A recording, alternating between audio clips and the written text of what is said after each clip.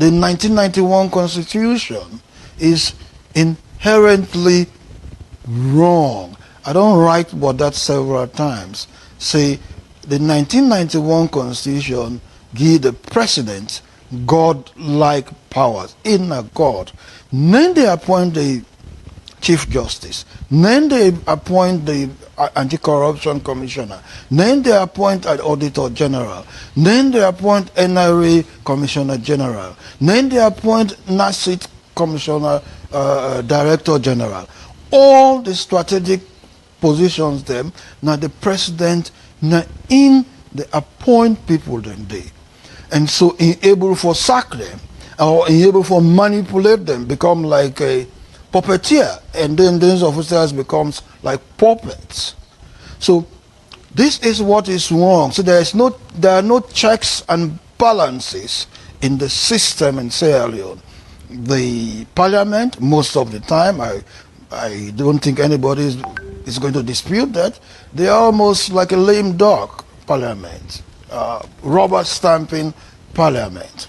And so that is what is fundamentally wrong in our system, not just the electoral fairness which the moral guarantors came for. And that is serious enough. I see they say they come for peace, stability, coherence, cohesiveness in the country. No, that is also, I call on George Orwell in book 1984, so Orwellian lie.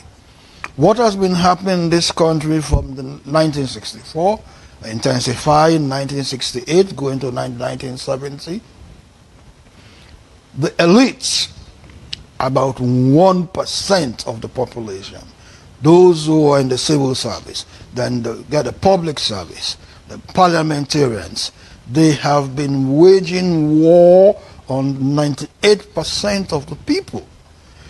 When you thief most of the money where you suppose to make good schools, good hospitals, good roads, now war now you the wage.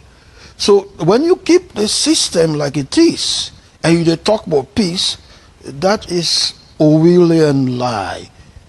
The system is designed for a few elite, 1%. Sometimes even go beyond now 1%, 1% of 1%. Because only a few of them really thief big money. The other one then has much more money than the thief. So that is the system, the constitution. They never think of the constitution only for the electoral processes. The whole God-like powers of the president has to be removed. Then what we don't do in our country from the 1970s, we don't take we diamonds, with gold, with fisheries, one of the best fishery areas in the world. Now we get now ocean territorial space. We don't take all that wealth, we don't give foreigners then.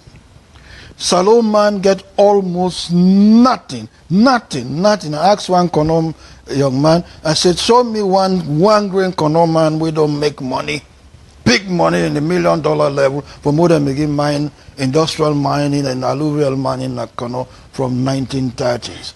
You never show me one. Because all they want them, Bailo Barry, them, Jamil them, they are all to Kono indigens. Not one for almost 100 years now. The maternal area in Abont, my area, my paternal in Abont, now they don't mine rutile and bauxite now for almost 60 years. There's not a single, absolutely not a single Bont Moyamba indigen who don't make money from the mining of now rutile. And where the indigenous now they make money, they don't do enormous, irreversible, irreparable. They don't turn the dirty upside down. Ecological damage is just enormous. So then come and take most of the money, we not get nothing. And that is a fundamental system that needs to be changed. You take the local content policy. Somebody tell me said they don't make it into a law now. Before it was a policy, it could be ignored. Or the local content policy or law, says that if you in a foreign company, you come. You forgive Salomon the job them, except Salomon not day for taking a job. If you want forget chair, you want forget orange, you want forget banana, anything where you need for operate your company, you get for contract Salomon, you not for contract outsiders. Okay. This has been absolutely ignored. So we get with gold, we get with diamond, we get all things. We don't get nothing for them. We are poor.